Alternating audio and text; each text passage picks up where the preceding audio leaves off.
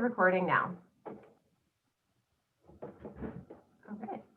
Hi, everyone. Welcome to They're Just Not a Good Fit, Interrogating and Interrupting Hiring Practices in Academic Libraries that Center Whiteness. I'm Carolyn Bennett-Glauda, the Librarian for Education and Outreach at Southeastern New York Library Resources Council. In a moment, I will turn the webinar over to our three presenters, Samantha Gus and Sojourner Cunningham from the University of Richmond, and Jennifer Stout from Virginia Commonwealth University. I first saw a version of this presentation when they gave it at Denver Public Library's July 2020 Symposium on Advancing Racial Equity and Inclusion in the Workplace. I was drawn to their talk for two reasons. One is that I'm actually an alum of the University of Richmond, go Spiders. The other reason is that Samantha, Sojourner, and Jenny's work addresses the kind of work culture change that those of you who have been attending our Equity, Diversity, and Inclusion Special Interest Group have been asking for. So I thought their work was an insightful take on the problem of diversity, and I wanted to share their research with our members. I will be starting this webinar with a land recognition.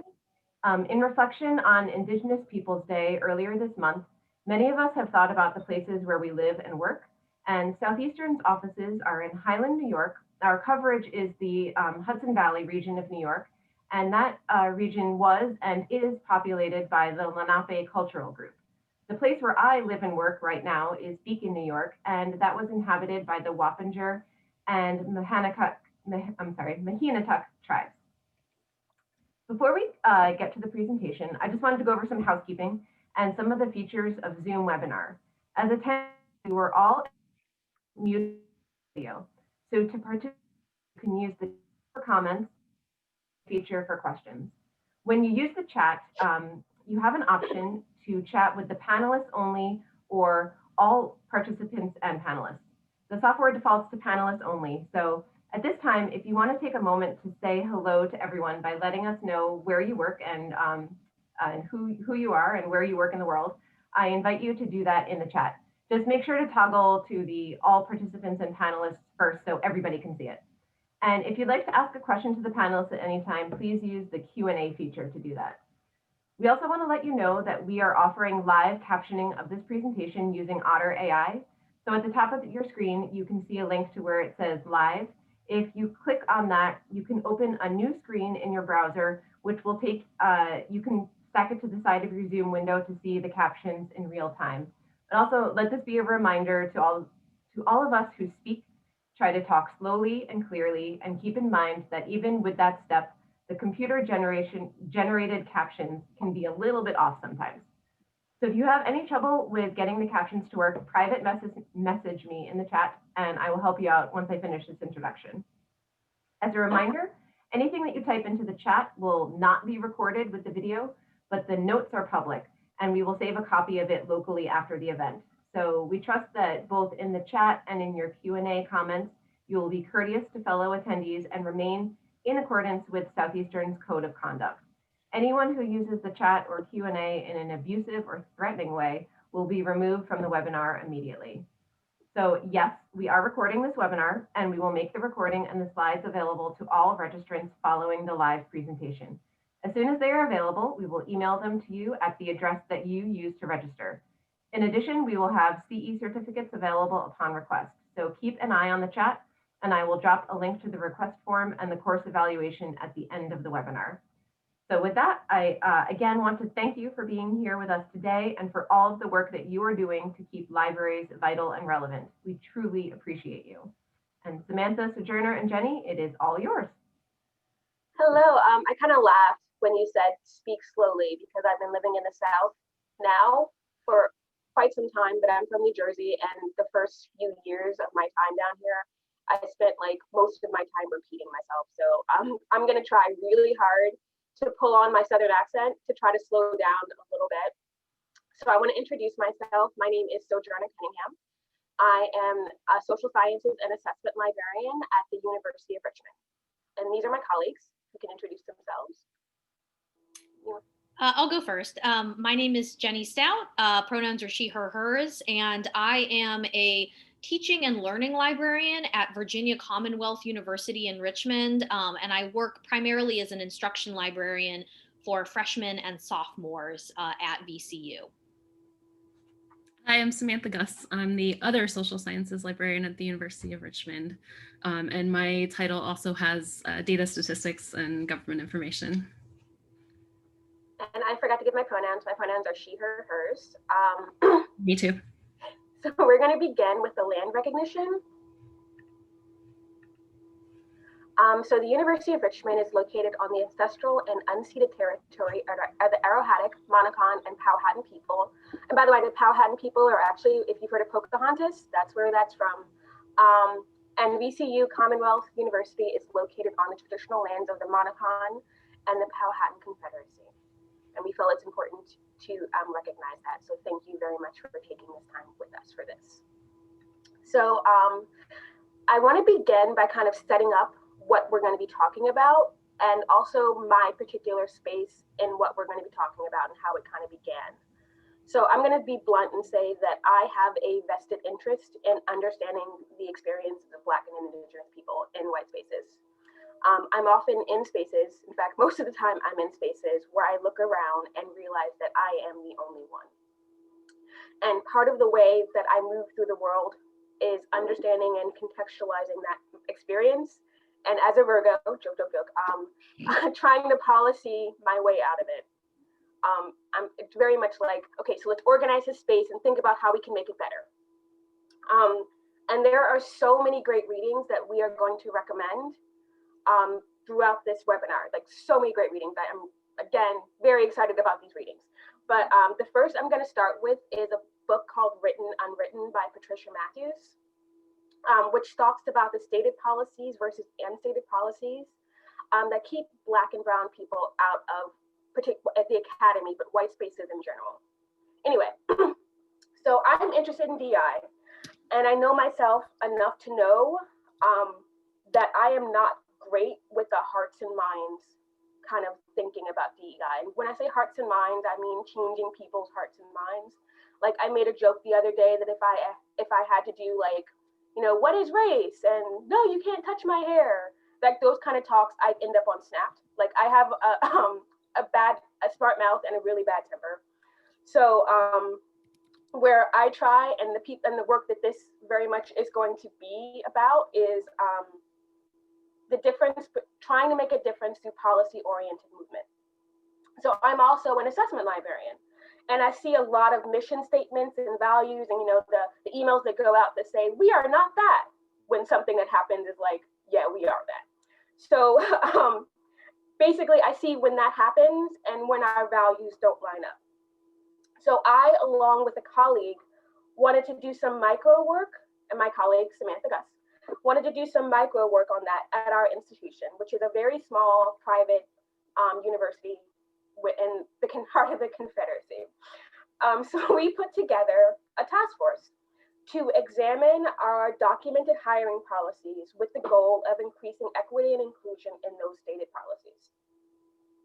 We very specifically tried to align our policies with what's called the ACRL guidelines for recruiting academic librarians. And for those who are public librarians, ACRL is kind of one of the Association of College and Research Libraries. It's one of our accredited bodies, or the accrediting bodies, which basically gives it a little bit of power when you're trying to make some sort of changes. You can say like, hey, we're not really lining up with our accrediting body. So we met for 6 months as a group and brought in outside groups into the library. Well, I say outside groups, but we brought in the university HR department. We also brought in something called the Office of Common Grounds at the university, which is in charge of racial justice initiatives and LGBTQ student lives on campus, to talk about hiring. And what we discovered is that we had been operating under a lot of assumptions. Basically, anytime you were in a meeting and someone said something like, oh no, this is HR policy, we found out we were wrong. It's not actually HR policy. And what we found is that we actually had a great deal of autonomy in our policy making. And in fact, operated a lot out of tradition rather than anything else. So this was going on. And we were also having conversations with our colleagues at VCU on EDI, because that's what we did. We go to happy hour and talk about EDI, as one does. Remember happy hour? God. Okay, sorry. Don't want to go back. I know, I'm sorry. Bringing it to the bad place, back to the good place. Okay, so VCU on a larger scale was training individuals on search committee practices. Anyway, we got together and we just, as one does, and decided to do a research on best practices in hiring. Not just an academic librarianship, but hiring in general. And one of the things we talked about, well, we'll keep going. Can you go to the next slide? And I think it's important to begin with where we started and where we kind of ended up as well. We're going to talk about what we actually did, but I think it's important to talk about the term that we're going to be using a lot throughout this presentation. And that's the understanding of whiteness. So the definition that we're using comes from April Hathcock, who is another person that you should absolutely be reading. If you have not, her blog is just amazing and so thought-provoking, and she's a gift to the profession, honestly. But one of the things that she talks about is in one of her blogs is the idea of whiteness. And whiteness is an ideological practice that can extend beyond the notions of racial supremacy to the dominance of ideas. So basically, whiteness is a set of assumptions about how the world does and should operate. So again, I mentioned earlier that I live in the heart of the Confederacy, Richmond, Virginia. And you may or may not have heard of our monuments because they have been making national news for quite some time. And just as a kind of like, whiteness would have you believe that those monuments are an institution, and because of their history should not be touched. And as this summer has shown, all throughout the country, there are monuments that should be touched and should be put down and should be thought about and recontextualized. In libraries, whiteness can operate on multiple levels. It's only displaying BIPOC books during October or February. It's things like this meeting should be held on Friday, and we shouldn't have an agenda because everyone in the room has equal power to express themselves and doesn't need to be directed. It's statements like, we are the library. I was hired under this practice, and I'm the best person for this job, so we need to hire exactly as we've hired before. It's thinking about the assumptions that we've made around the world and sort of the question why they're there and if they're really necessary. Okay, that's me for now. Okay, so I'm going to get into a little bit of the background reading and work that we did as we were taking on this research project. But I'll also say, in addition to the context that Sojourna gave us about how we got to this, I personally came to Richmond from a much larger library and was involved in hiring here and there. And as we were talking about this at a happy hour, coffee hour, as folks said, one of the things that we heard a lot was sort of like, well, okay, they, we should hire them or we should not hire them because, they're a good fit, or, oh, they just didn't seem like a good fit. It's one of those things, probably as I'm saying that, you're like, maybe you've heard that as well. So we thought that would be a good angle to kind of look into this and start our own research. So one of the things we started with is the ARL has a spec kit from 2017. It's on diversity inclusion kind of writ large. It covers a lot of topics, but it also covers things that are related to what we were interested in, which is how hiring is done, how hiring policy is done, and how that affects the diversity of our workforce.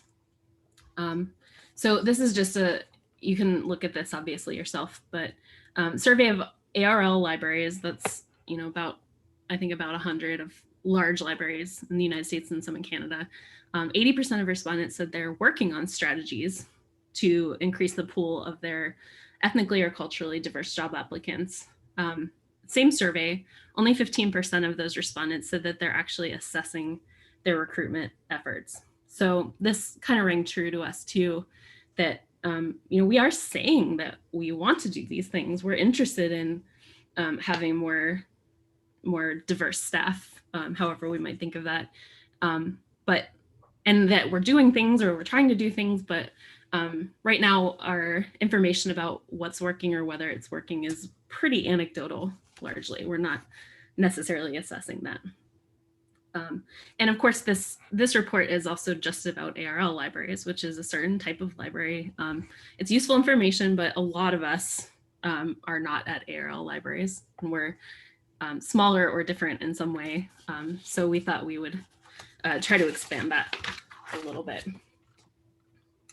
So let me back up. I'm going to talk about the literature review that we did before we did our actual research or actual survey here. So one of our questions was, are we in libraries even using what we consider our best practices for hiring? We really just don't have a lot of empirical data on this. A lot of studies, you can read literature from the last 20 years, 25 years. There are a lot of studies that talk about like, okay, here's a thing that's an issue, here's our recommendations, all of that. But again, we're not talking a lot of empirical data about what people actually do.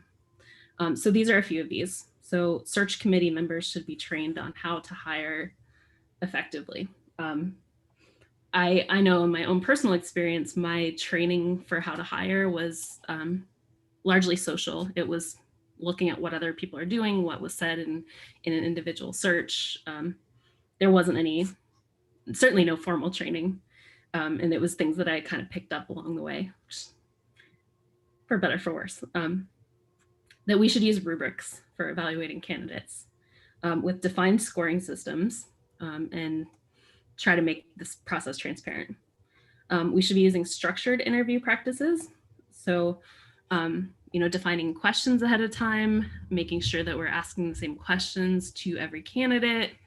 And one of the interesting things I think that came up that we realize is, if you think about, and this is true in academic hiring, maybe in public libraries as well, I'm not sure, but a lot of a candidate's day is spent in more unstructured environments. So we have a presentation or a coffee hour or something that we just invite everybody in the library, and they free for all, right? Ask the candidate whatever you want.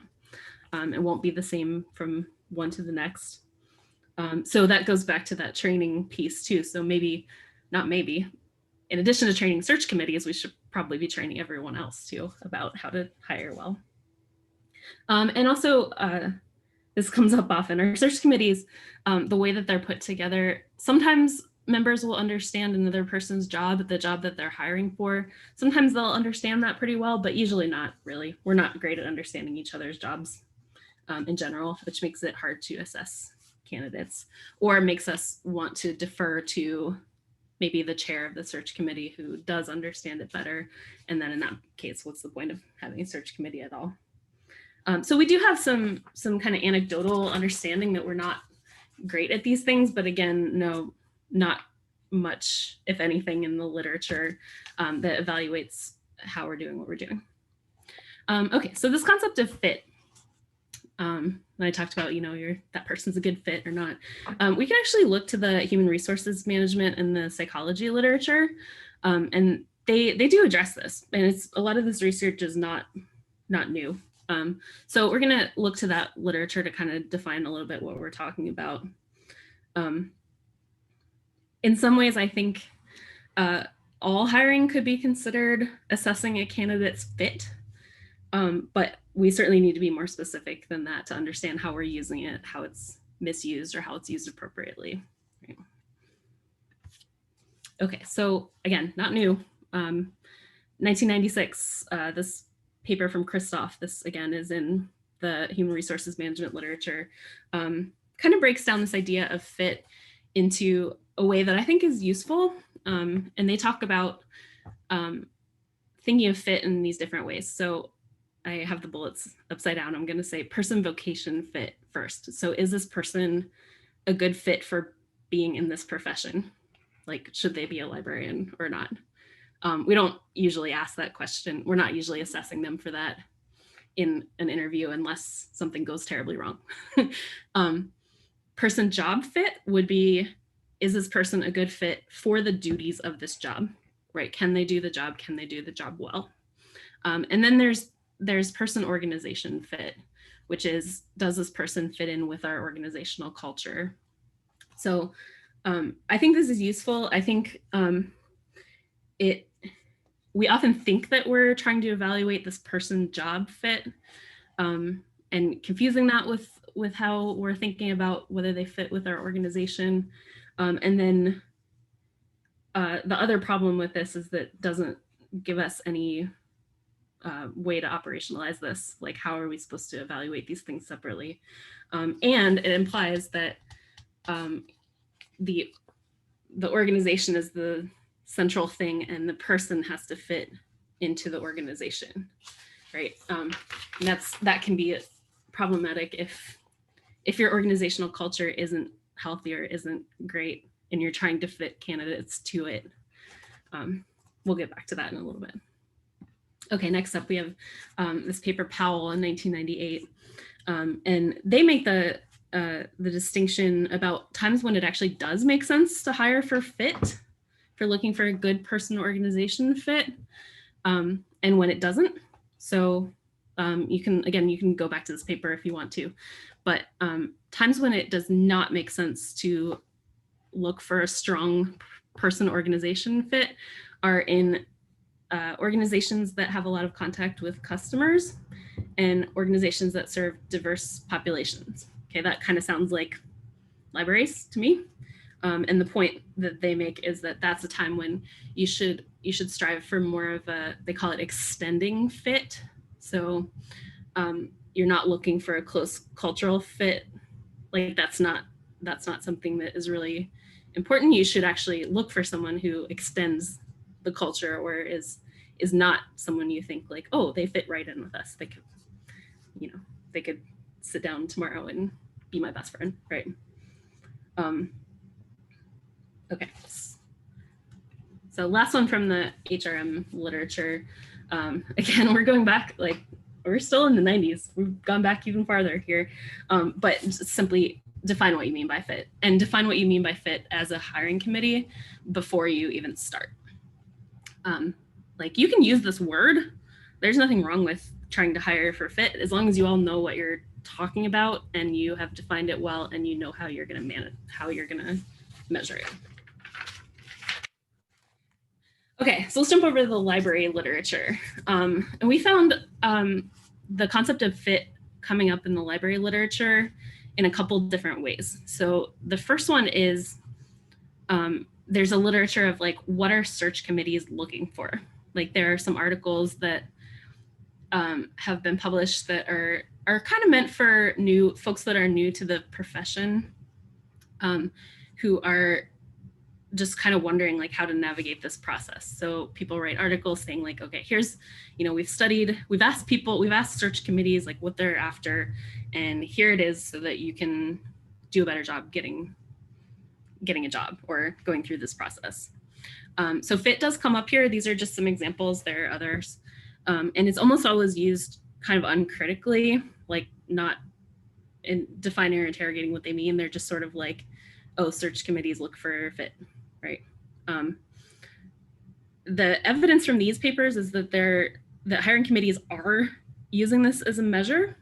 And you can see this is like, early part of this decade, but I doubt we've changed a huge amount. But so for example, Hodge and Spoor in 2012 found that personality/attitude and fit for your institution were more important to search committees than education and experience in choosing entry-level candidates. Okay, so they are really taking fit into account, whatever it means to them.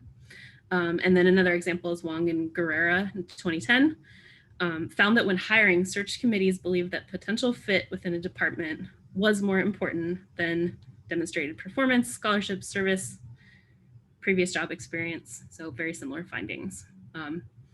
They also found that only 37% of their sample was using a weighted scoring system. And when they asked why, the respondents, the search committee members, felt that that scoring system was too prescribed and might minimize their ability to use subjectivity. Okay. So no comment. Yep. Next part. So next kind of group of literature from library literature here. There are a couple of papers where people are like arguing that actually fit is really necessary. Like we have to use this. Again, I would argue probably slightly uncritically, like both of these papers that we list here, they sort of define what they mean by this. And you can kind of get a sense of what they mean by it. So Gaspar and Brown in 2015, so their title is Fit is Essential, right? And they argue that it's because of things like easier onboarding and reduced turnover. And logically, you know, they're probably not wrong. That probably is true, but they don't acknowledge this other part of the coin, which is like, are we going to use that to just hire people that we know are exactly like us? Reed in 2016 is writing about community colleges. The title here, Finding More Like Us. So they argue that community college libraries in particular need to use FIT because it's this special kind of institution, and they want to find others like them that will work in their organizations, but really doesn't define that very well. And they actually explain that FIT defies easy classification and can't be described, and must be determined intuitively or viscerally. Okay. To me, that, again, that's problematic. You can explain what you mean by FIT and you can hire for it, but if you say that we can't define it and it's visceral, like that's an opening to not hire the way that you're intending, probably. Okay, so the third group here, more recently, and there is some probably more recent than this as well, are folks that are starting to question this and saying like this is just shorthand for an excuse to hire people that are exactly like you. And not that people are doing this necessarily intentionally, although given the last slide, but just that it's hindering our ability to fulfill those diversity goals that we say are important to us. Okay. Yeah, and one of the points that these are all great papers, and we'll have links to things at the end. But I think one of the important points that I brought up before is if the organization has a culture of whiteness, it's really a problem if our hiring practices are privileging the candidates that just fit easily into that culture. So it's letting us get by without thinking about our own culture, and instead saying we need to hire someone that fits in with us. Okay, so that's our background, that's our literature. And Jenny's going to talk about the actual study that we did. All right. So we decided to do a survey, and we used Qualtrics as sort of our platform to create the survey. And we were thinking about like, who all are we going to send this to? Like, we obviously have to create some boundaries. So we ended up deciding to focus on 10 states in the southeastern United States, which you can see here if you can recognize their outlines. And we focused on colleges and universities, including community colleges, and also including private, public, religious, et cetera. But we did omit kind of like special universities like seminaries or agricultural schools. And to create the list, you know, we basically went on Wikipedia and looked up like every university in all these states or college in all these states. And we also used the Acerl, Malia, and Oberlin group to kind of cross-check and make sure that we had sort of as comprehensive a list as possible. We sent the survey to library directors because we originally were thinking about sending it to human resources folks, but not every library has a human resources director. So instead, we figured library directors, every library has one, and presumably they are at least somewhat familiar with hiring practices. So we sent out a total of 270 surveys, and we left the survey open for about, I think, 5 or 6 weeks. And I think that's all I have for this slide. So next slide, please. And can I just add to it was purposeful that we didn't just ask like larger libraries, and we yes. We realized that probably a lot of libraries would have not hired recently or don't hire often. Yes. And I'm going to address that in this slide as well. Okay, sorry. Yeah, absolutely. Like that's a very good point. So we got back 54 completed surveys, which is a 20% response rate. we found that 53% of the respondents were from public colleges or universities and 43% were private. The majority, 65%, were from institutions of 10,000 or fewer full-time enrolled students, which is fairly small, and therefore we assume the library is also fairly small, and therefore it probably isn't hiring constantly. So that's something to keep in mind, because it seems like the stakes are higher if you're only hiring like one time every couple of years. So then we asked just a mix of quantitative and qualitative questions, and we're not going to address them all in this particular presentation today, but I did post a link to our full paper, which has more information and more details. But a couple things that I think are relevant to the topic at hand. One is we asked, where do you post your job ad? And we just had a giant list of places people would post, and it was choose as many as you want. And one particular finding is that we found that 46% post to listservs specific to ethnic caucuses, in addition to a lot of other places as well. We also asked about rubrics, and we found that 65% said they use rubrics and modify it based on the position. 11% use a uniform rubric, and 26% just don't use rubrics at all. We also asked about, do you collect any data on your job searches? We found that 41% always collect data, 19% sometimes collect data, 30% never collect data, and 11% said other, with sort of explanations like that the amount of information, the pools are so small that the data is irrelevant, or that they have a general sense of the numbers. And another thing that we asked about was, we basically asked, do you ask a diversity question? And we kind of gave an example, like, do you, why is diversity important, to you, or whatever. We found that 24% always ask a diversity question, 56% said they sometimes ask a diversity question, 13% said they never do, and 7% said other. And we felt that that was important, just because if diversity and equity are important to your institution, you should be asking some kind of a question to get a sense of what the candidate, like how they value diversity, how they understand diversity. So that's why we included that question. Next slide. So then there's the qualitative questions. And the first one was sort of the kernel, I guess, the heart of our research, which is, how do you define a good fit? And basically, there was no one defined answers, no surprise there.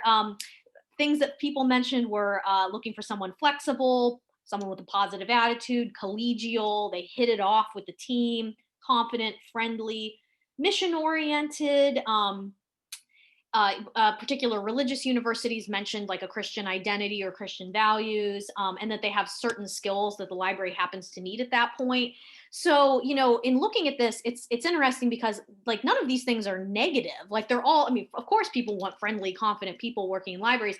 The problem is that there is no definition of what a good fit means. That's really the crux of the issue. It's not that a good fit is negative, it's that it's undefined, which means it can mean whatever you want it to mean, which you can probably imagine can be an excuse to either remove someone from the pool or keep someone in the pool just because you feel good about them. We also asked, has your library taken any steps to increase diversity in the candidate pool? And if so, please describe these steps. We found that 39% said yes, they are doing that. 24% said no, and 37% said not yet, but plan to, which kind of goes back to the spec kit, where it's like people are vaguely planning to do things, but not quite there yet. And the most commonly mentioned strategies were having minimal required qualifications, direct recruiting of diverse candidates, and then efforts to promote the job directly to potential candidates of color and LGBTQ candidates, on listservs or websites basically aimed at these groups. Then we also asked, of course, have you encountered any perceived barriers to developing a diverse pool? I found this answer to be interesting, because 60% said yes, 40% said no. So 40% of respondents said they do not see any perceived barriers.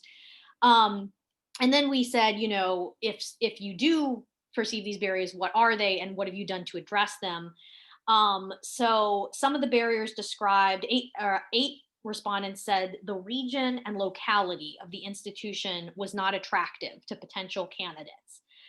7 people said the candidate pool itself was not diverse or too small. 6 people said the salary for the position was not competitive. Other barriers mentioned were lack of diversity in the library profession in general, the search process being too lengthy, and then lack of diversity on campus or among the faculty. And then for those who followed up with like, how are they addressing these barriers? People said attempts to increase salaries, the promotion of other benefits such as faculty status, attempts to speed up or improve the search process, keeping the job ad posted for longer or promoting it in a bigger variety of places, hiring a diversity fellow and supporting diversity scholarships, and having candidates meet with diverse faculty and staff during the interview. And then our last question was basically anything to add. And it was a combination of some people kind of generally being like, yes, this is good, we want to hire diverse people, and we did get a few respondents that said that being the best at what you do is more important than race, color, or creed. So some interesting respondents there. And I'm ready for the next slide. Okay, so this is just kind of a reiteration of what we kind of currently do or don't do that might be getting in the way of developing a diverse candidate pool and thus a diverse staff. The classic required qualifications versus preferred. This is something where it's studies have shown that the fewer qualifications you have generally means the more likely certain groups are willing to apply. At the same time, if your job ad is so vague that even you don't know what you're looking for, that also can be a problem. So kind of finding that balance of saying in the job ad what do you want, but also making sure that you're not putting up sort of so many required or even preferred qualifications that you're weeding people out who might otherwise be great candidates. Currently, I think people post in the typical places: ALA Jobless, Chronicle of Higher Ed. So, just I don't know if people necessarily do any kind of direct recruiting or feel the freedom to, or if like folks who work at that location like feel free to like share amongst their friends, like we have a position open.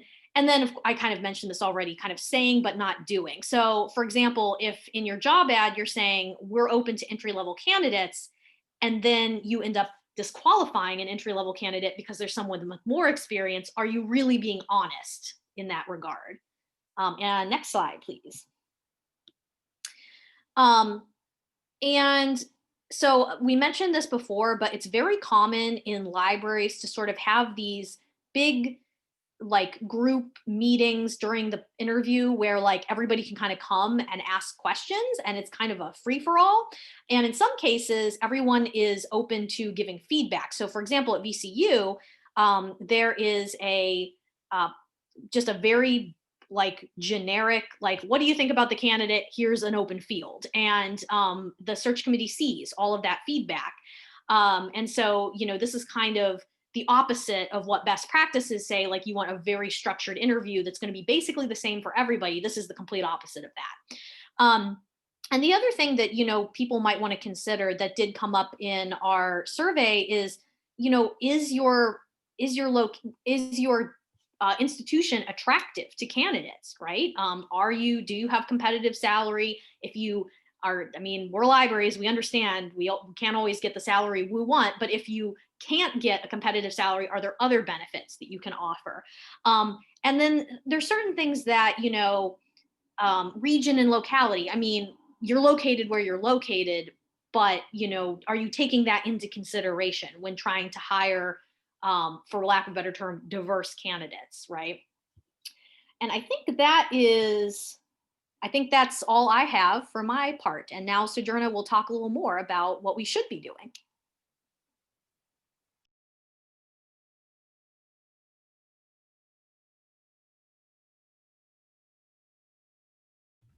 Muted. Sorry, I was having difficulty with my mute button. So I have a slide, but I want to say something before I get to the slide, because I think it's really important to talk about this piece before we talk about this. because this is typically a question that we get, which is, okay, so they say, I want to hire someone who is quote unquote diverse or BIPOC or whatever the language we want to use at this particular time. But my library is not a healthy spot for them to be. I'm going to be honest and say that the library is unhealthy. My particular response has always been, do not hire someone into an unhealthy environment and then watch them run away. Like, the work has to be done, or the thought has to be done before you start thinking about how can you equitably hire for someone to come in. And even having the conversations, if you're in a spot where the conversations are impossible, that says a lot about what would happen if you hire someone with the idea of creating a more equitable and diverse environment. Because if you hire someone and expect them to do all the work, then they should and absolutely will run. And then, because the library world is very small, they will completely poison the environment, as they should, about where they were. So, I mean, I say poison, I mean tell the truth. Whisper networks are there, and they're healthy and they're purposeful, and I think it's important that they exist. So just putting that out there before. Yeah, and that's actually a little bit contradictory to what I was talking about with the literature, which talks about the idea of an extending fit. Like, you might look for people that are outside of your like regular kind of comfort zone. But I think, and you can tell me if you have different take on this, but it's that you need to pay attention to both of those things. You need to do your work on your culture, and then also think about how you might bring in others. Yes. Okay, so Jenny, can you go back to the, okay. So what we should be doing and what we're not doing. So when we say minimal required qualifications, so like I said, I'm an academic librarian, but I went into some public libraries job ads recently that said entry-level position that still asks for 3 years of work. Like, is that something that's actually necessary in trying to hire someone for an entry-level position? And there are lots of studies that talk about this. In fact, I think I did one many years ago that talks about, like, oh God, I did do that. It talks about what does it mean for an entry-level position. Like, if you are saying, like, I need this person to speak 3 languages, and yes, that is a thing that I have seen, and I want them to pay $30,000 for their job, for this job in DC, is that fair? A lot of the work, I think, in terms of interrogating whiteness, is again interrogating the assumptions that you are making about the job. Another article that I think is really important for everyone to read is for Brazi, the vocational awe pieces. There are lots, and vocational awe is this concept of, we are a library, we are inherently good, people will absolutely want to work with us regardless of what we actually do. So that's when you start having the uncomfortable conversations with yourself and with your institution about whether or not this is a healthy place for someone to be in general. Okay, so active recruiting. Active recruiting is something that typically, like, it's not as common as you think it would be. It is very much going out and doing the work and seeing someone who's doing a good job and saying, hey, you seem really cool. You seem really smart. Would you be willing to apply for this particular job? And if so, what are you doing to help them get into that particular job? It's not enough to say, hey, can you apply for this job? It can also be going back and saying to the search committee, this person is coming in, please pay attention to them because I think they're good.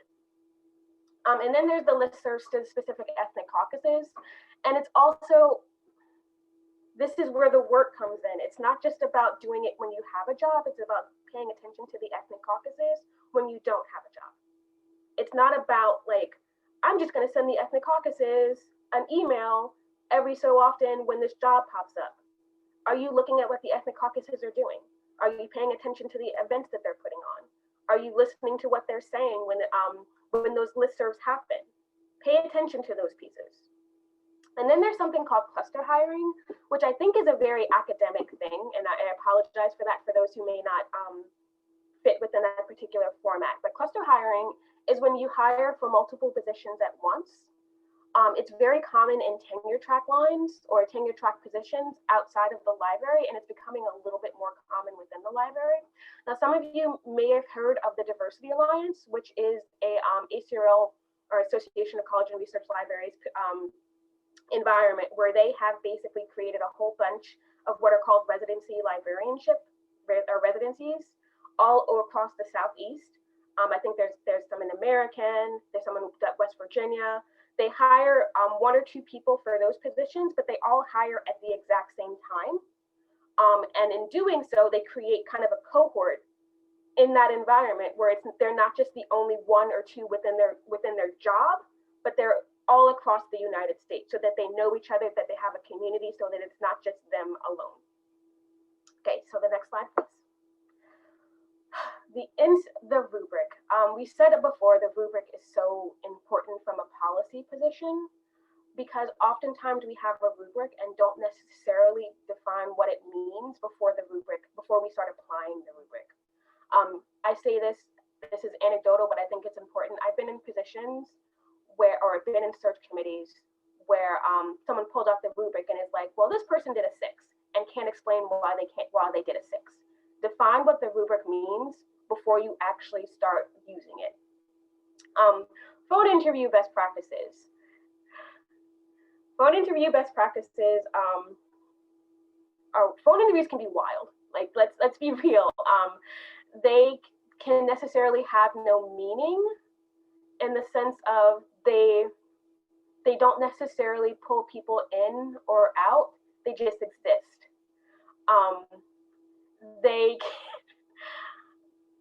There are not a lot of discussions about how to train to do a phone interview. I've seen people say, well, I can't understand their accent, so I don't think that this person would be a good fit. Is the phone interview always necessary? And if it is necessary, why are you doing it? So I see a question about the collecting data and what kind of data would be collected about a job search. And I think that's a really good question. So thank you for asking it. In terms of the data, how many of us so when we fill out a job search, we get the basic EEOC, which is the equal opportunity job search. Like, is this person a quote unquote diverse candidate? How many of us actually see that data or see those data? That's not data that typically gets shared, but why are we collecting it? And again, assessment librarian coming in, if you are collecting data just to collect it and not doing anything with it, why are you collecting it? We can also talk about how diverse the pool is. And if the pool is not diverse enough, what are we actually doing to cancel the pool or redo the pool? Like, that should be information that we have before we even begin the deeper job search. And then there's the following up with all of the candidates. Academic librarians or academic libraries are notorious for this, where you get a letter like a year later after you do the job search saying, oh, by the way, we didn't hire you. Thanks, that's really helpful. Making sure that you're communicating with the job applicants as the job search is happening. I know that's a lot of work, and I recognize that that's a lot of work. But part of breaking the pattern is recognizing where the work is not happening. So if someone is in the middle of a job search and then they find out that their friend is on the front, like in the same pool, is in the midst of a final job, or in the midst of the final job talk, that's not helpful. That's demoralizing. That's not respecting the people who've done the work to actually apply to your job. And then there's the final one, which is one of the final ones, provide options for candidates to give feedback. I have been in experiences where I went to a job, applied for it, felt that they really liked me, and still ran away from it hard because of the culture that I saw represented. I think it would be, I know it would be helpful for the job or the environment to have those thoughts. And again, this is where the whisper networks come in, where people go in, say, oh my God, this job was wild. Do not apply for it. If you actually want to improve yourself, that's information that I think you should have. Okay, next slide. Again, the baseline interview training for all employees. Most of us who have served on job searches, job committees, don't necessarily have the training to actually be doing the job training or the jobs interviewing that we are doing. I have personally seen illegal questions happen. Illegal questions being like, are you married? How are your kids? Those types of questions are actually illegal to be asking during the actual baseline interview training. I'm not sure that it's actually illegal. It's just illegal to discriminate based on the answers. Yes. So best practice is not to do ask it. them. Just don't Right. ask them in general. Oops, sorry. No worries. Additional training for job search committees, even having a discussion about what does it mean to have fit. One of the things that we did when we were discussing it within the University of Richmond's task force was talking about, like, okay, so these are the baseline levels of training that everyone who needs to actually go on to a search committee needs to have in order to be doing a job search committee. Because again, we do not necessarily always have the training to do what we are asking to do. And because of that, we are always making the assumption that we are the best ones to be making these decisions when we don't necessarily have that training to be the best ones. All candidates should have the same interview experience. So you have that, real wild person in the main job talk asking these random questions that doesn't happen for every single person who comes in. And giving candidates as much information as possible beforehand.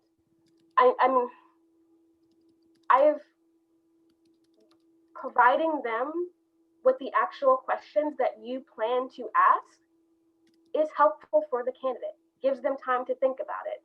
Not everyone is going to be quick on their feet in terms of answering every single question, but we think it's kind of like a fraternity thing or going into a fraternity sorority. I went through it, so everyone else has to do it because I'm the best person for this job. So consequently, everyone has to do exactly what I did. So thinking about that, how can I make this person's job easier in terms of creating an equitable environment? So that's where we're going to end. If you go to the last slide, there are so many interesting articles to be read on this particular topic. We put our paper into the chat, and that has a list of all of our resources, and we may have mentioned some other ones throughout this that I know I have that are not necessarily in the recommended readings, but there's so much to learn. And I think this topic is really, really important in terms of creating a better culture and creating better policies, and even in terms of interrogating how whiteness actually is in everything that we do. And I'm not using whiteness as like a pejorative term. It's just a reality. Like, this is the world that we live in, but we also acknowledge that we have problems with the world that we live in. So what are we actively doing to interrogate those particular problems and make them better? Okay, that's us right now. We also have a list of questions or some questions that are coming in that we'd be happy to answer. Yeah. But this is our contact information, how you can reach us, follow up, that type of thing. So I think if we would just want to go pretty much right down the list of the questions, and feel free, everybody, to, if you have questions, go ahead, put them in the box. I've also seen some, not necessarily questions, but comments in the chat that we might want to address. The first question is why the Southeastern United States? I mean, I don't remember if we had like a particular conversation about this, but I mean, we're from the Southeastern United States and we had to put a boundary somewhere because we couldn't send the survey to every library in the United States, unfortunately. So I think that's the only reason why we did that. Sojourner and Samantha, do you have other memories of why we chose just the Southeastern states? I think part of it was that we looked at the list of the libraries that were coming up in the Southeastern, and we thought they were kind of a good representative sample of the types of libraries because we have the mix of the publics and the privates. We have the historically Black colleges, which tend to actually go into the Southeast a little bit more than in the Northeast or the Northwest. I did think that I think it was more of a sampling issue as well. Yeah, and I don't think it wasn't intended to be like, oh, we think that something like largely different is going to happen in the Southeast than it would in the country. But we had to draw a boundary somewhere. And, we sometimes get the question, unfortunately, I can't see the questions for some reason, my Zoom isn't letting me, but we do sometimes get the question about like, okay, we sent this to a lot of people and our response rate was fairly low.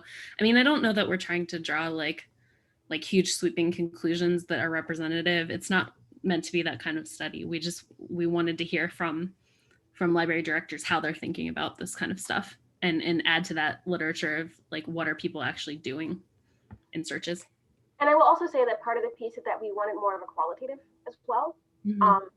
It comes, like our paper comes off as very quantitative, at least in parts of it, but it is actually about looking at the words, the qualitative pieces that people are talking about and thinking about as they go off and search. Yep. Yeah, and our questions about fit, they really are not meant to be like gotcha questions. We really just wanted to know how people are thinking about this, whether they're thinking about it. Okay. So I'm gonna read, since you can't see all of the. I wonder if I stop sharing, maybe I can. Well, I can go ahead and read the next question. There. Yep. An anonymous attendee asks, are there any library institutions that, in your opinion, have demonstrated actual successful implementation of equitable hiring practices?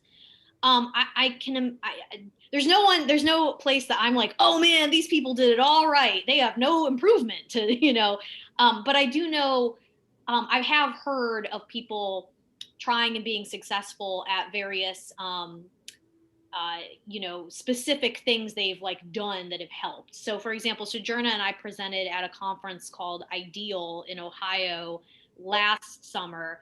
And right in our kind of same, like it was like three different groups presenting all in like a 45-minute chunk. And one of the other groups with us were librarians from Duke, UNC Chapel Hill, and NC State. And they had all basically tried a lot of the same kind of things, like, for example, removing names and other sort of personal information from resumes, and also things like giving the candidates the questions ahead of time. And they all kind of rated how well it worked. And what was interesting is one thing that maybe worked for one institution didn't work for another institution. So I think it's less about, oh, well, this one university, they've done it all right. They have no problems. I think it's more like different universities have different cultures, or I guess you could add public libraries to that. And, and some of the things they've tried have been successful, some have not. Sojourner, did you want to add anything to that? Not yet, because I think that's gonna come up at another question that I see, and I'll talk about it there. Okay. Okay. So there are two questions. So my library only, there's multiple questions. My library only interviews for an hour, even for full-time faculty status positions. Are there particular things we should be aware of to improve our interviewing, given that limitation? So I think that's a really, really interesting conundrum because, or that's an interesting conversation to be had. But I think one of the pieces that would be helpful is, in terms of efficiency, I'm curious as to whether or not you send the questions beforehand to try to limit the amount of, not even limit, but kind of expand, kind of like in library, we call it active learning, and kind of to expand the pieces outside of the actual hour. I've also seen libraries requiring that you do send a diversity statement, which I think is a back and forth. I'm back and forth on that, meaning that the candidate has to send a diversity statement before they even actually get hired as a conversation starting point, showing that, giving them time to think about how they would actually respond to that question, or even requiring some of the pieces in writing beforehand. That is more work for the candidate, which I, again, go back and forth on. But I do think in terms of efficiency and thinking about how important it is, sending the questions beforehand for something like an hour. Does that make sense? Yeah, and I think what you're talking about from a policy standpoint, like as I'm thinking about this question, a lot of the best practices that we mentioned are going to be the same. And you might have the added benefit that you're not doing these free for all kinds of hiring. But from a policy standpoint, like is this working for you? And has anybody assessed that? Has all these things we're talking about with making sure we're collecting data and it's doing, our interview process is doing what it's supposed to do. And of course, we have varying degrees of control over how we do things. Maybe there's some reason that you have to only do it for an hour. But like what Sojourner is talking about is, if you only have an hour in person, like maybe expand it, maybe see if you can get some additional information from them in other ways. Yeah. And prioritize the questions that you think, I mean, this is kind of basic, but prioritize the questions that you are actually going to be about whether or not they can do the job, as opposed to whether or not they're going to fit within the organization. Yeah, and I would say, I don't know if this is even in the scope of the question, but make sure you're letting them have enough information about you to evaluate whether they want to work with you too. That's interview is supposed to go both ways. So the next question I think is really interesting, and I'm really glad it was being asked, is I've been told that the problem of diversity hiring has to do with real pipeline issues. Please respond. Jenny, do you remember the presentation that we gave in Virginia for the where someone was like, no one wants to work here? Yes, that was the whole reason why. Yeah. That was one of the reasons I wanted to get interested in this research. They said, well, there were two different comments made. One was we were in rural Virginia, so basically diverse candidates, and what I think she meant by that were Black people don't want to work here. And the other one was like, oh, we really want to hire minorities, but they just don't apply. And I mean, at the same time, like, yes, if you look statistically at like who is entering library school, sure. Something like 87% Yeah. of the population is considered white or white Hispanic. Yeah. So there is, I mean, that's not to say, I mean, it'd be very different if it was something like 50% of all library graduates were non-white, then there would be really no excuse. But I also think like, you need to go back and think about like, what are some things that you may or may not be doing that are inadvertently putting people off from potentially, wanting to work at your institution. And what I mean, and it's the issue is something that, yeah, there's no like one single thing that you can do that's like, oh, now we're going to have a perfectly balanced, United Colors of Benetton ad for our libraries. There's lots of different things to look at in the process of creating a more diverse and equitable just profession in general. And I feel like I'm going to start rambling, but so I will also say that I think, to excuse my language, the pipeline issue is bullshit. Like I am like, that is my perspective on I've heard that argument it's been made since the 80s. I'm part of a community, and it's called We Here. It is a BIPOC community within the profession that's meant to be a safe space for people of color. And the horror stories that I hear from people who are looking for jobs, people who are qualified looking for jobs, and I really think that this question is really important, and we need to have a conversation about what we say when we say pipeline, because what I hear is, or the way that the pipeline typically gets defined is, we do not have qualified applicants. I can tell you, and this is not meant to be sexist, how many men have come into the profession who are not qualified and are now bosses. Mm-hmm. So when we talk about qualification, what do we actually mean?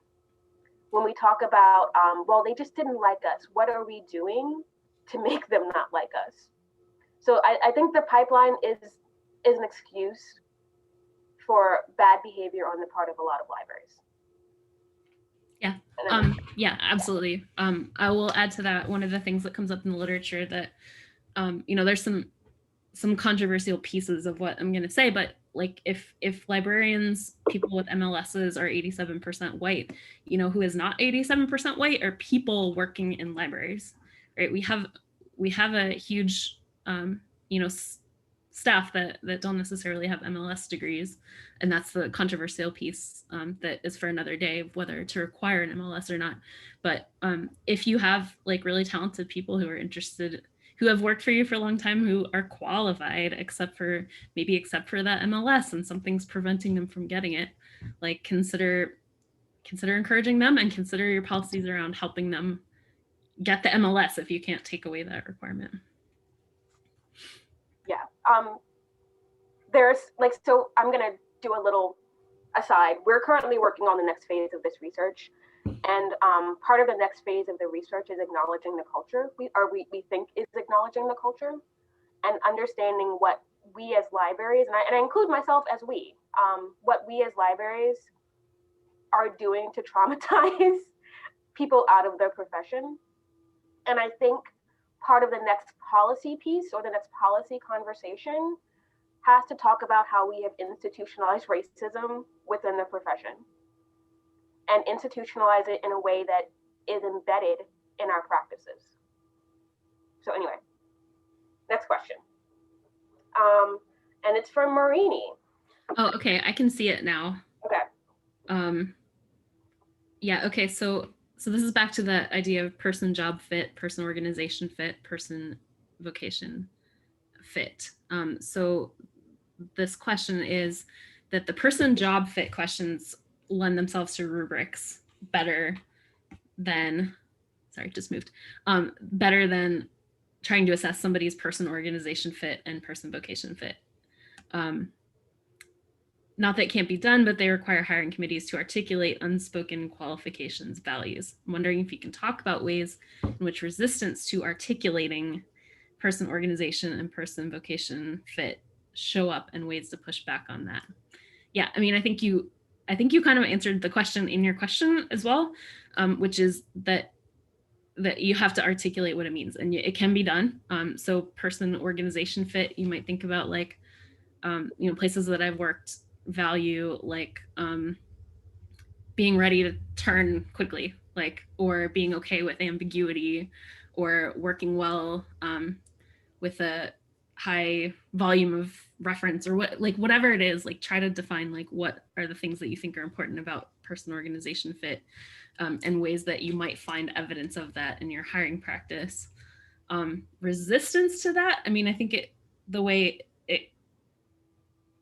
that all of this stuff comes up is in not defining things. Like if you just sort of let it go, and you get somebody after the fact who says, well, I just didn't feel like a good fit. Well, what do you mean by that? Well, I didn't think that, right? You can argue about it all day if you haven't defined what you mean. But if you put in your rubric at the beginning that we're looking for somebody who, has evidence of working with difficult patrons, then you can actually talk about what you learned from the interview. Well, this person told this story about this time, this person, whatever it was, you can talk about actual evidence. And I just want to add 2 pieces of advice that we got regarding the rubric from our Common Grounds group that I found that we used with our last job search. I found really, really helpful. One, having a quote unquote diversity advocate on the search committee, like where their job is very specifically to push back on those particular comments. It's very much like planting a skeptic in the crowd, where you say where someone is, their job is to be skeptical of what the job search is or what the job committee is saying. Like they may not necessarily agree with it, but their job is to always push. So if someone were to say something like, well, they didn't fit in this particular piece, well, the advocate would be saying, well, can you explain why? Why do you think about this? Can we push back a little bit more on this particular conversation? And the second piece in terms of rubrics was, we often use rubrics as a way to disqualify people, but what if the point of the rubric was to actually say, well, this person is doing this job really well? Like, rather than saying like, well, this person doesn't have this particular thing, there could be a section, or there should be a section on the rubric where it says, this person will add to this because of this. Yeah, look for ways to include instead of exclude. Looking at it from an inclusion piece rather than an exclusion piece. Mm-hmm. Okay. One thing that I just want to add real quick, just because it was something that hadn't really occurred to me until it came up in a meeting the other day. But a lot of a library, at least in academic libraries, excellent written communication and oral communication skills is kind of just always on somewhere in that that ad. And while certainly for certain positions, you might have to have excellent communication skills, like if you're going to be a teacher or something. Someone in this meeting brought up the fact that they had someone in the cataloging department where English was their second language. So they did sometimes struggle with the right word or the right verbiage, but they were excellent at their cataloging job. So, and this also kind of came up with you know, oh, I can't understand their accent on the phone. Well, I guess, you know, they won't be a good fit for us. And instead of taking that and flipping it and saying, well, clearly this person's multilingual, that actually might be an asset to our job. Just because I can't necessarily understand them doesn't mean they're not communicating correctly. So I think considering certain things like that, like, and that goes back to that sort of white supremacy culture where we highly value the right way of speaking, the right way of writing, the right way of communicating, and maybe like reconsidering certain ways people communicate that we would normally just say, well, you know, we can't understand them or whatever, so they're out. Instead, like thinking, well, what is their job? Do they need to communicate in this way? Maybe they're actually bringing something to the table that we're not considering. So I think a lot of it is more just about challenging one's assumptions on, like, you know, things that we just have taken for granted for years. And I also think it's important, especially if we have administrators in this particular group, to start thinking about what you are actively doing to start breaking down some of the barriers to the profession. I think it's important, as I'm not an administrator, for administrators to kind of have a hard look at themselves and say, okay, when was the last time that I actively fought HR? When was the HR using? We always use HR as like this like evil beast that's above us, like, so, which I should stop doing. But when was the last time that I pushed back on this particular requirement? When was the last time that in creating the job description, I required something like the diversity statement, which someone is asking me about as well. But basically, a diversity statement can be something of like, how would I work with diverse groups of people in this particular institution? Like, and that requires and again, this is back and forth on whether or not it's important, but like that requires the person who is applying to the job to do the research on the institution, thinking about the organizations that they would work with. That's actually something that was required of me as a diversity resident at my previous institution, where I had to say or do the research on the institution itself and saying like, okay, these are the groups that I plan on working with while I'm here. These are the initiatives that I think would be really, really helpful in this particular environment. So thinking about how the actual person applying to the job is going to make it better or make the environment a little bit better. Not putting all of the work on them. That is not something that should happen in any way, shape, form, or fashion. Because again, when we talk about hiring for quote unquote diversity, which is a whole big piece, there is work that has to be done on the part of the institution before the candidate comes in. Like, it can't just be about what the candidate is doing. I will say that I will badmouth my institution constantly, God bless them. But one of the things that I feel very happy about is the fact that we put together this task force. We said, okay, we have this problem or we have this thing that we are acknowledging. So what is the work that we are going to be doing to make this place a better environment for anyone else who's going to come in? Because it starts with the work that the institution is going to do. That's where it begins. Okay. Yeah, maybe I'll add to that. And there's another question that's sort of related about, you know, what do you think about requiring the candidates to speak about DEI in their letter applying for the job? And then if they don't answer, we consider that disqualifying.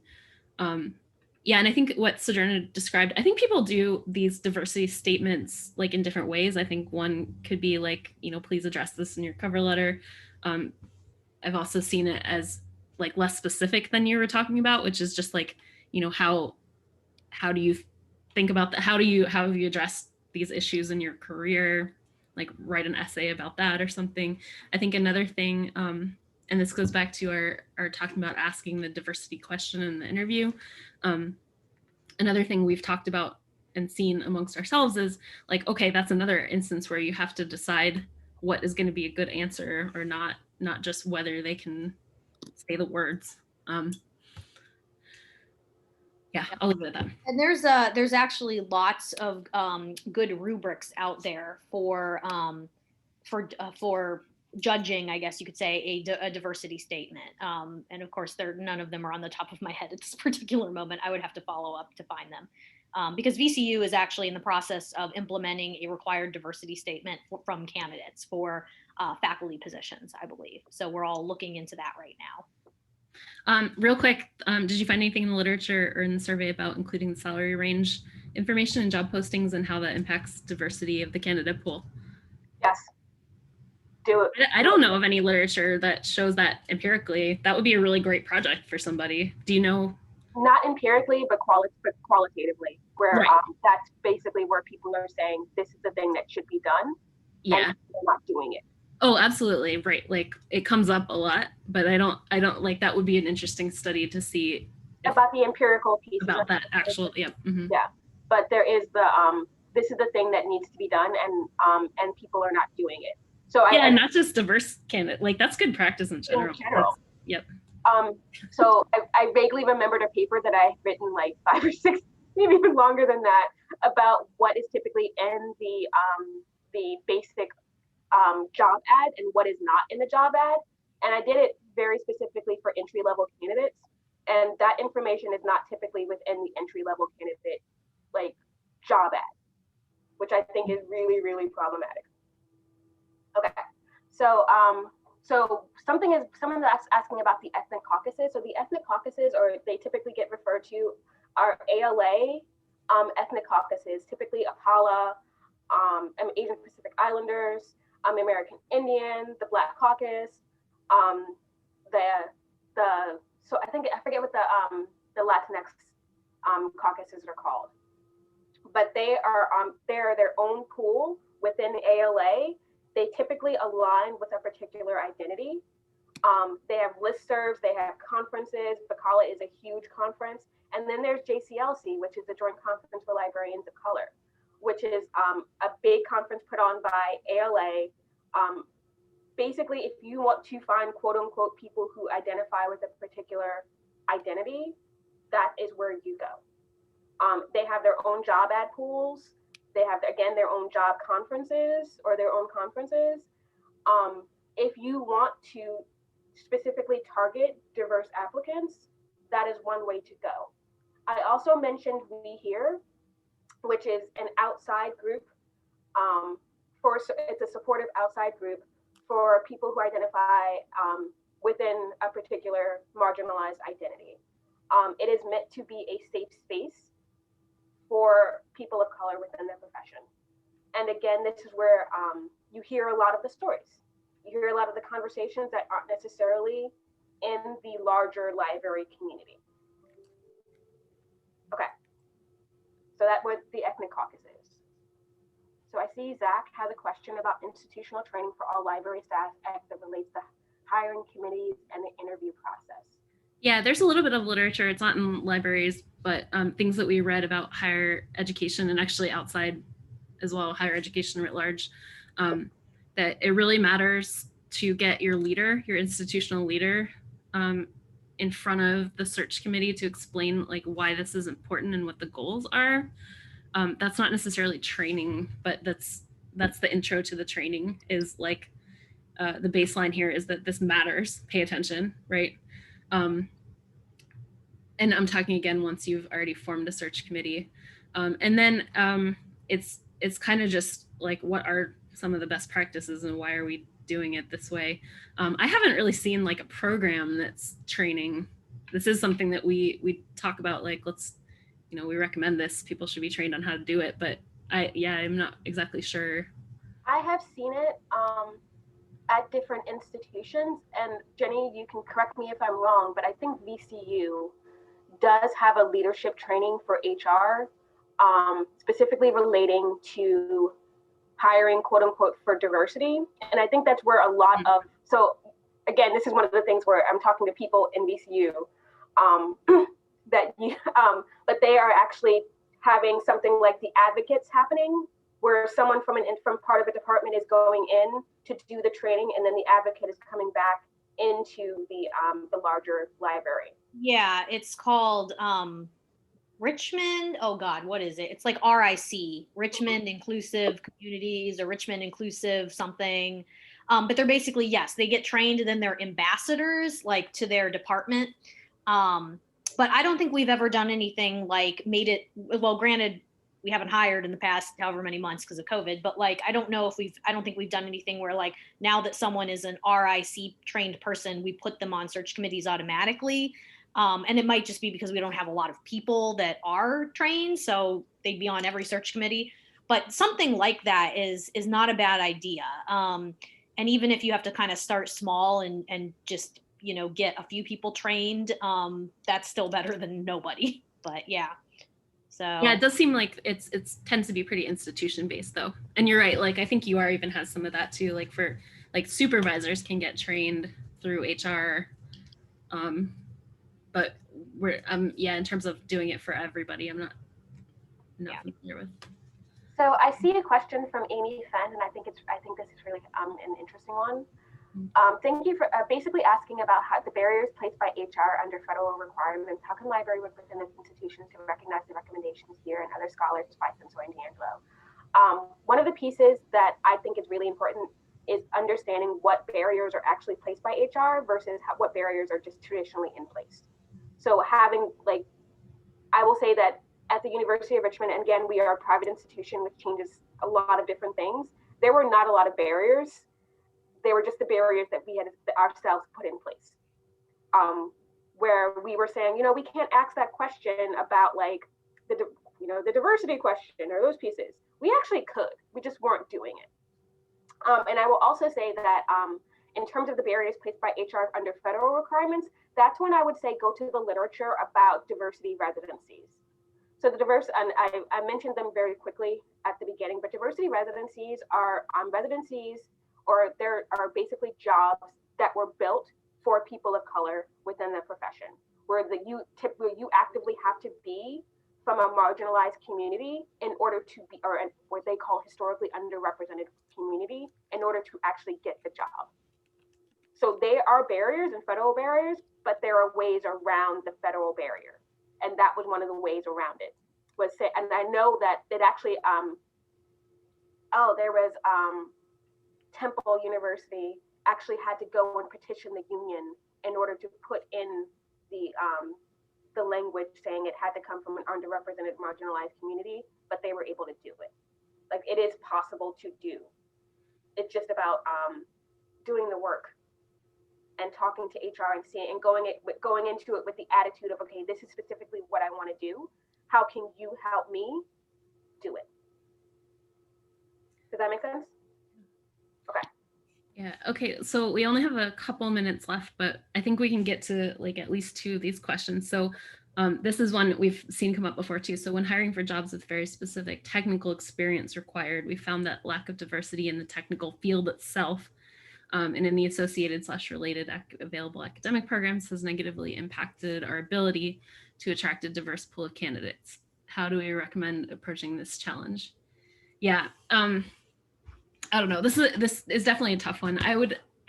My thought about this is, do the best you can with trying to recruit a diverse pool. Do the best you can, and then also be thinking about some of those other pieces. So like if you end up hiring like a white man, for example, how might you start like an internship program or something that you could have that person teach others how to do their skills or get them interested in the field? Or can you hire somebody that doesn't have that has like different related experience that's technical, but that you could then train? You could invest resources in training them, even if it takes a little while. Sometimes that's possible, sometimes it's not. I know that a lot of times in libraries it feels like we need somebody yesterday that can be up and running by yesterday. So it's tough, but it is tough. I will also say that I used to have stronger feelings about the MLIS in the sense of like feeling like it was a required piece. But I think that's another assumption that we need to start having deeper questions about, like what is the value of the MLIS and what is it doing to keep people out of the profession? Again, I used to have much stronger feelings about it, but the more I research and the more I think and the more I talk to people, the more I question it. Anyway, that's not 100% related. Yeah, I just want to acknowledge the question of, as a student, what's the best way to prepare for an interview to increase hiring chances? We do have like quite a few pieces of literature that when the slides go out, and our paper that we link to, you can take a look at that, and you're welcome to follow up with us afterwards and we can think about that. The last question, it's 11:58. Maybe we'll just end on, are there pieces you recommend that address the types of institutional work to support retention? This is our next project, actually. There has been, there's a huge amount of literature on this as well, but this is the direction that this research team here is going in terms of trying to understand from people of color why they've left jobs. And there are research, there are data pieces on that. Yeah. There's the Oliver Sensoy piece, which is We're All for Diversity, but Yep. Which is I really, really highly recommend in terms of thinking about how your culture can actually support rather than hinder. There are also lots of books. Oh, I'm blanking on the name of the book that I'm thinking of. But I also want to draw attention to, if you haven't already, the low morale study, where basically they talk about like how you create and perpetuate lower morale within your institution and what you can be doing to try to alleviate those particular issues, because it's not just about, like we say it all the time. Or at least in the other presentations, we haven't touched retention yet for very specific reasons, but that is one of the ones to think about. There's also a literature, I'm not super familiar with it, I just have sort of seen it and thinking about this next project of on like toxic culture in libraries. So you might look into that. Yeah. Okay, so I see somebody asked in the chat, okay to share the recording outside of the library. Yeah, so this is recorded, and yeah, share it with folks you think might be interested. But it is 11:59.